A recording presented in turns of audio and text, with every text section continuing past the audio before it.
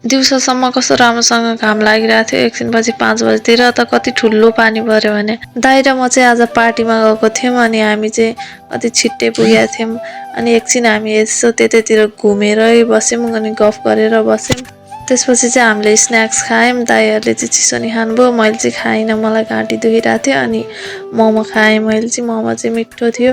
एकछिनपछि त कति ठुलो पानी परेको भने हामी त रेनकोट नि ल्याएको थिएनौँ, घर कसरी जाने सोचेर बसिरहेको थियौँ। अनि हामी चाहिँ त्यहाँ डान्सहरू हेरेर यत्तिकै पानी परे पनि पुलतिर यसरी डुलेर घुमेर बसिरहेको थियौँ, फोटो भिडियोहरू खिच्दै। अनि एकछिनपछि चाहिँ हामी खाना खान गयौँ।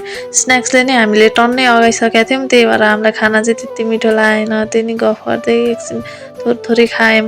अनि हामीले खाना खाइसक्दा पनि पानी चाहिँ रहेको थिएन के, घाँटी दुखिरहेको थियो मलाई, त्यही पनि आइसक्रिम खाएँ मैले चाहिँ। अनि हामी एकछिन डान्स हेऱ्यौँ अनि पानी रहेको बेला घर गयौँ।